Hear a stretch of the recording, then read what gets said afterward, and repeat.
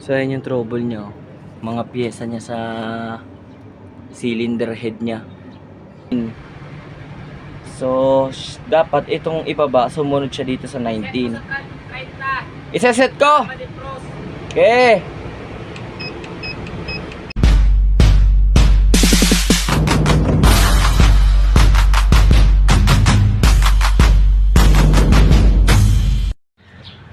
So yun guys, trouble tayo ng aircon. Dahil kanina habang nasa biyahe tayo nakakahiya sa pasahero. Naku po, hindi naman tayo makapagsabi agad na may nangyaring mali sa aircon natin. Dahil parang feeling ko nakasimangot na yung ating mga pasahero. Dahil ang aircon natin ay mainit. As in mainit talaga.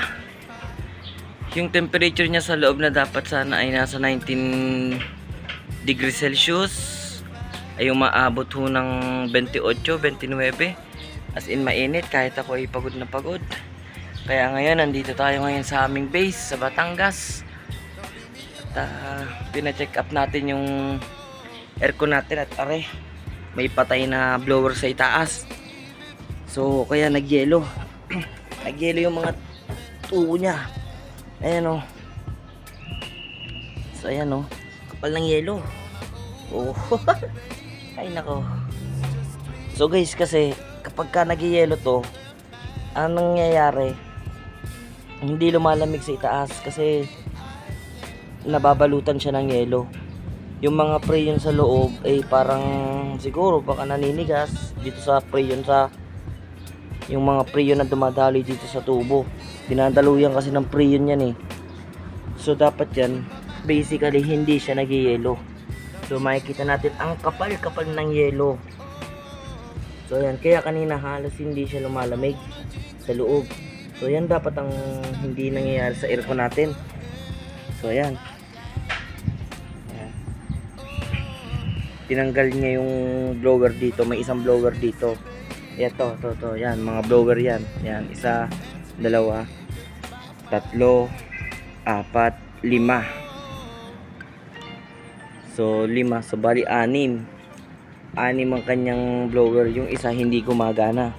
So tinanggal at papalitan siguro, o baka may kung anong klaseng repair lang.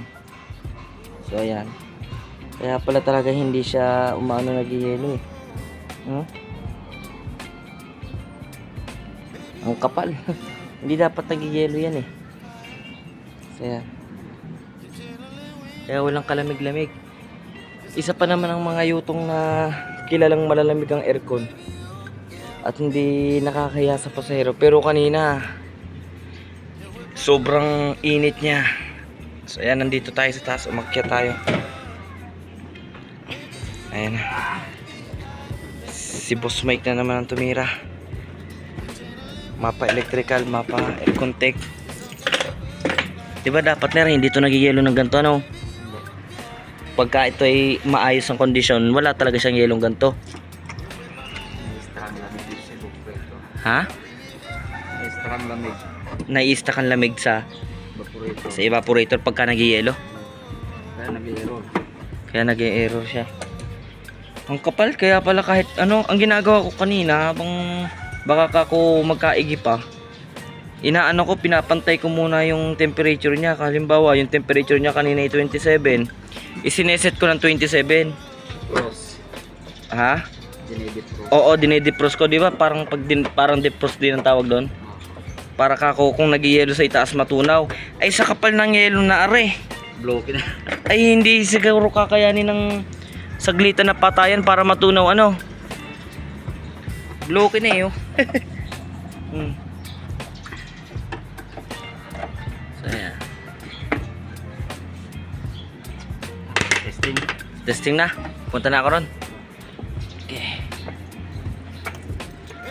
Alright guys, baba na tayo. Oh yeah. Hop. Yeah.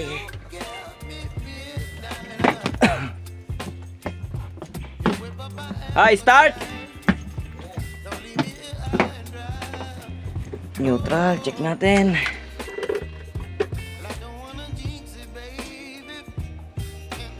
Yan, hari nawa, maging okay na yung ating aircon. Okay na yung makina. Buhayin natin yung aircon.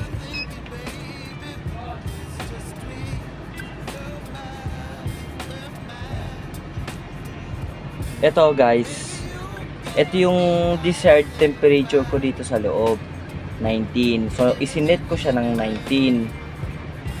So dapat itong ibaba, sumunod siya dito sa 19. Iseset ko. Okay. Set down natin ng 30 para ma-defrost. Okay, 30 na yan. So ayan, kailangan natin i-defrost. Isinet ko ng 30 para ma-defrost yung mga yelo dun sa ibaba, ay sa itaas. So ayan, dapat mag-30 siya parehas para matunaw na yung yelo. So kapag natunaw na yung yelo doon, pwede na natin siyang iset ng desired ano natin, desired temperature natin dito sa loob. Basta tatandaan natin, aring nasa taas na are, ito yung set natin na temperature, kung ilang temperature yung gusto natin dito sa loob. Kaya dapat itong temperature na ito yung current temperature na nasa loob. Halimbawa, nag-set ka dito ng gusto mo ay 19 temperature Celsius dito sa loob, eh pag set mo naman naka 29 pa dahil sobrang init sa loob. So kailangan yun, unti-unti yung aangat, unti-unti yung hahabol dito. So yun, may mga kabady kasi tayo minsan na hindi ko naman po nila lahat, pero hindi nila alam kung paano mag-set nito. Basta ang ginagawa na lang nila, sinusunod na lang nila yung sinasabi ng Aircon Tech na wag na lang galawin to. Ang ginagawa na lang ng Aircon Tech, isineset na lang nila to. Aircon Tech na lang ang nagseset niyan. Pero ako guys, alam ko naman po kung paano mag-set up nito. Katulad kanina, tino-troubleshoot ko siya habang nananakbo. Kasi dahil nga 29 yung temperature dito kanina sa loob, ito naka 29 to. Kaya ito ang ginagawa ko para ma-defrost yung yelo dahil alam ko kung nag-yelo na siya sa itaas. So ang ginagawa ko, isineset ko siya ng 25 yon, kahit 25 o 27 basta yung malapit siya dito para ma-defrost yung yelo doon sa itaas. Nang sa ganun, pag na-defrost, uunti-untiin ko siyang pahabulin sa mas mababang temperature na gusto ko. Paunti-unti lang. Pero dahil nga sa may patay talaga tayong blower sa itaas, hindi talaga niya kaya. So trouble-hoot talaga siya. So yun. Marami kasing hindi nakakaalam din ng ganun. Pero ewan ko kung na-gets nyo yung paliwanag ko guys ha. Basta ito ay yung desired temperature natin dito sa loob. So dapat kung ano yung isinet mo dito, susunod yung temperature dito. Ito yung current temperature, yung kasalukuyang temperatura mo dito sa loob. So ngayon kailangan susunod siya ron sa gusto mong temperature na isineset mo dito sa itaas. So yun, ganun lang. Ganun ang yutong. Ayos na.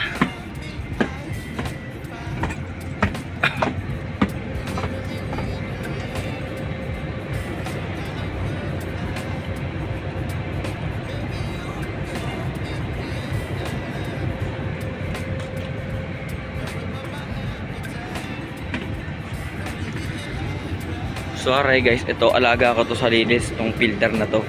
Pero ngayon ilang araw pa lang to, mga siguro ng isang araw ko pa lang to nilinisan. Kasi kapag ka ito marumi, puro alikabok, hindi masyadong nakakadalo yung hangin dun sa mga air pin niya sa itaas, dun sa mga evaporator. Kailangan kasi yun na dadaluyan ng hangin para hindi siya nag-yelo. Kasi kapag ka hindi siya nadadaluyan ng hangin, nag-yelo rin talaga siya. So kailangan pati itong filter natin malinis. So ito naman alaga ko sa linis, hindi pa naman makapal yung alikabok. So ayan, binuksan din ng Aircon Tech to, chine-check up niya rin dito. Nakabalikan na tayo ng Batangas to Manila, nakabalikan na tayo. So kanina ang first way natin galing Batangas. So pangalawa natin galing LRT, kaya nandito na tayo, inabot na tayo ng mag-aalas 4 na guys. So sana sakto na to sa balikan, sana hindi naabutin tayo dahil kota na rin naman ho kami. Pero kung aabutin naman, wala namang problema. doon nabubuo yung mga salitang patama kapag ka nagkaroon ng problema Maraming nakakakit siguro niyan sa akin ng mga kapwa ko bus driver. Kapag halimbawang satisfied na sila sa balikan, tinatamad nang bumalik dahil kota na naman So, tapos kailangan pa ng bus, kailangan pang pabalikin. Doon nangyayari yung mga patama. Minsan nagto-trouble kahit walang trouble. So, shoutout sa mga kabady nating gumagawa ng ganyan. Pero tayo, kita naman natin, hindi talaga tayo trouble. Hindi tayo nagto-trouble-troublean, hindi tayo nagpapatama, ay trouble ho talaga. So, ayun. So, ngayon, naka-defrost pa rin. So, i-select niya ng 32. So, ayan, no. Yung temperature na to, nakaset na siya ng 32. Then, naging 29 siya. So, ibig sabihin, sa 32 pa lang lumalamig na.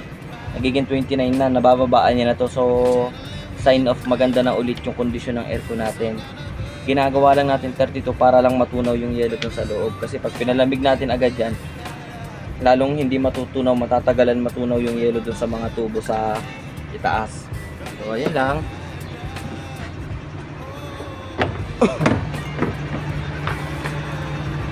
So, ayan. Nakita ko sa inyong kapaligiran ngayon dito sa Bulbok. Ang 1284. Shoutout sa ating 1284 na nagmamabini. Sila po ang nabiyahe ng Mabini, Batangas. So mula LRT Buendia, aalis doon ng 5:30 ng hapon. Papuntang Mabini. So ayan. Sila po yan. Mukhang trouble din ho yata sila ngayon. Ang ating 584 na matagal nang nakatenga rin dito. So siguro ito schedule for rehab na rin tong bus na to. 584 po yan guys, 584. Na-drive ko pa to dati, naibiyahe ko pa to bago to matenga dito ng gantong katagal.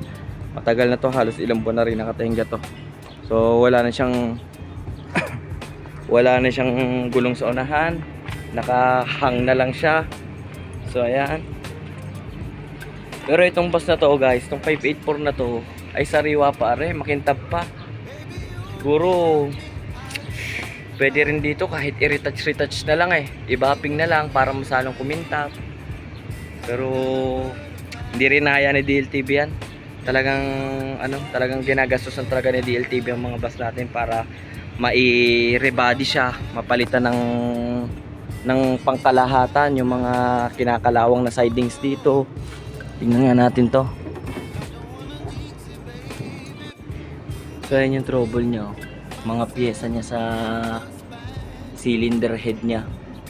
Kasi ang problema nitong bus na to sa makina, nagkaroon yata ng tama yung cylinder head niya.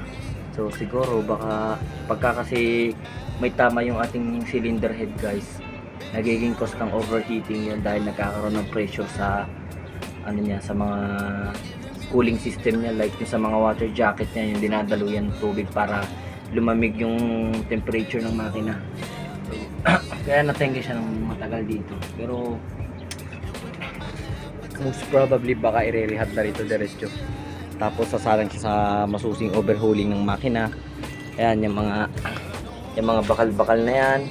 Ayan, katulad niya may mga konting kalawang na i-inspectionin yan doon. Then papalitan lahat yan. Pero ito nga, nasa maayos na kondisyon ba to?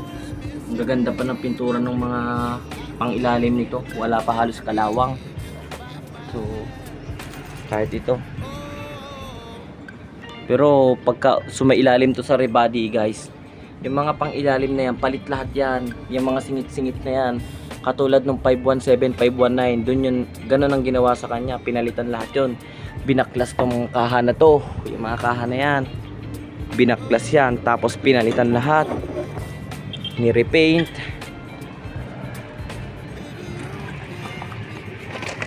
So ayan, palubog na naman ang haring araw.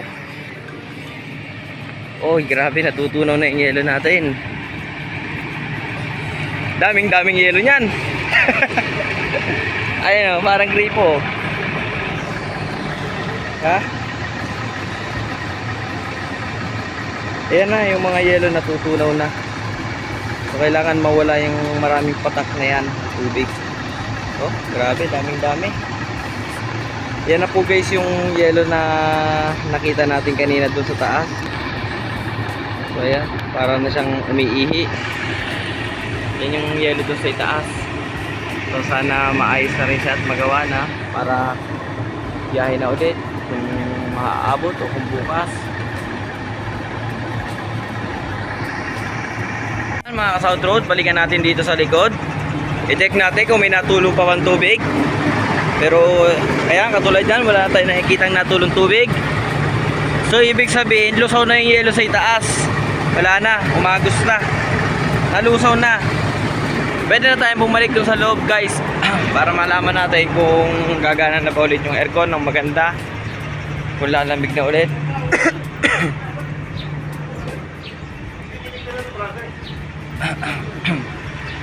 Ayan, medyo mainit pa dahil nakaset siya ng high temperature. So isaset na natin siya ulit.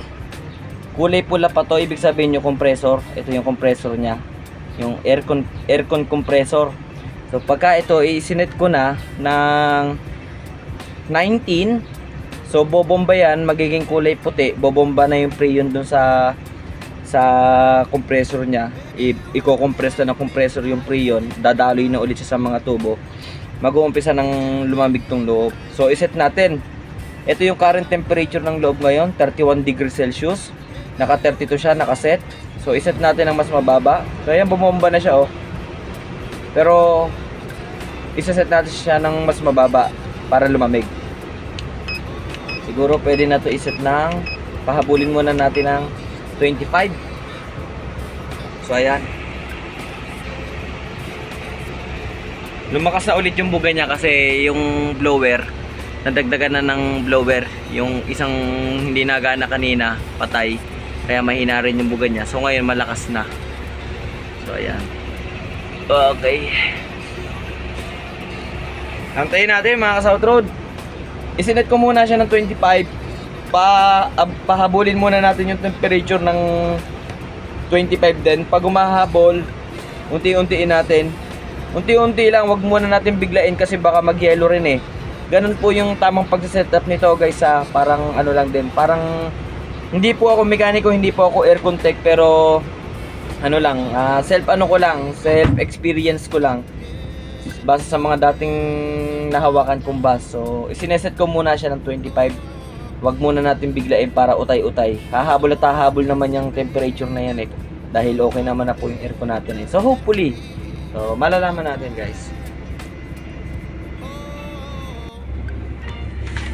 Ha? Bukas pa? O nga, papahugas tayo ng bus. Bukas pa pala yung isolation natin sa taas. So isa lang natin to.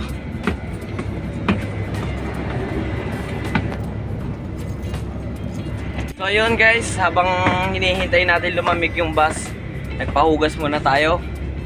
So may mga naghuhugas dun sa labas. Hinuhugasan na rin dahil dito sa atin eh may washer na talaga tayo. So tignan natin guys, yung set natin ay 25, bumahabol na siya unti-unti, nagti-28 na siya. So ayan, di ba? So it's a sign na maganda na yung ating kondisyon ng aircon at pwede na ulit siyang pangmalakasan ngayong Holy Week. So yan, hindi naman kasi talaga natin may iwasan yung mga ganyang simpleng trouble na yan. So kahit brand new pa yung hawakan natin na bus, talagang magkakaroon siya ng error. So kaya katulad ng nangyari sa atin kanina. Maligo ka muna, 12:30. Ayan, tamang pahugas muna tayo ng bus ngayon para bukas quality na ulit.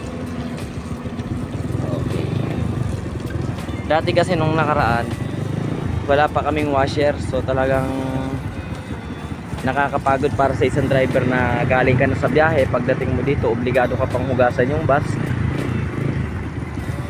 So nakakalobay mga South Road. So ngayon maganda rin yung ginawa ni DLTV ko ng ating management na magkaroon ng assigned washer para sa mga bus katulad nila. So ayan, sila na po ang naghuhugas. So syempre may bayad din po sila mga South Road. Ang hugas po ng bus natin ay 60 pesos sa labas, and then sa loob naman ay 40 pesos. So ibinabawas po natin yan sa ating collection araw-araw. So basta may biyahe. Ayan.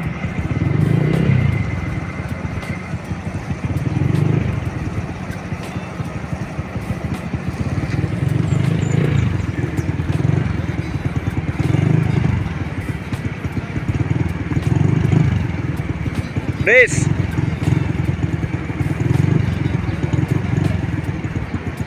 Sa driver din po siya.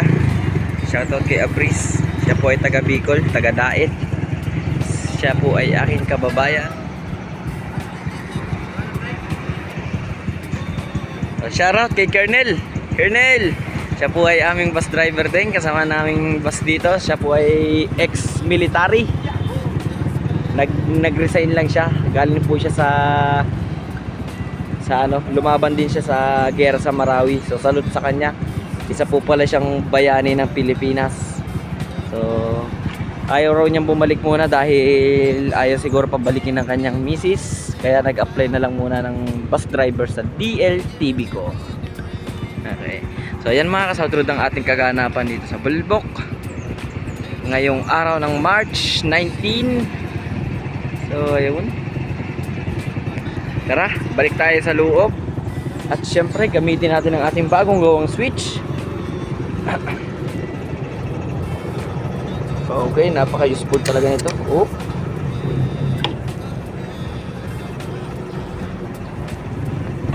Tignan natin kung anong lagay. Uy, ang lamig na. So ayan guys, so balik tayo dito. Siya po ay nakaset ng 25. Sinet natin kanina. Humahabol na yung temperature dito sa loob. Ito na po yung temperature niya ngayon. Yung current temperature niya dito sa loob. So pwede na natin siyang pahabulin ulit kahit hanggang 20. Yan. So 20. Hahabol yan, hahabol. Hanggang sa huling bagsak natin ay 19. So yan. Antayin natin. So ayan mga ka-South Road, siguro hanggang dito na lang. Okay na po yung ating aircon, malamig na siya sa loob. So siguro palalamigin ko na lang to hanggang mamaya. So ayan, naka 19, isinet ko na siya ng 19. So hahabol na po yan hanggang maging nagsi-17 pa yan mga ka-South Road kung hindi nyo alam. Sobrang lamig na nun. So yung kung makasakay ulit sa amin yung pasahero namin kanina na nakasimangot, siguro lalamigin na siya pag sakay niya dito ulit. Napahiya tuloy ako sa kanya kanina. Nakakahiya naman talaga mga ka-South Road. So shoutout po sa mga sakay namin kanina. Sana may nakakapanood sa inyo nitong vlog ko ngayon. So pasensya na po kung medyo uminit yung aircon natin kanina dahil nagkaroon po ng medyo konting trouble sa itaas. So pero minor trouble lang yun. Yun nga lang uminit yung aircon natin. So siguro hanggang dito na lang po mga ka-South Road. At nagawa ng trouble natin. Tayo po ay hindi na rin nakabalik ng Maynila. So siguro malamang first trip tayo nito bukas. Maagap na naman. So maraming salamat po guys. Bye bye. God bless.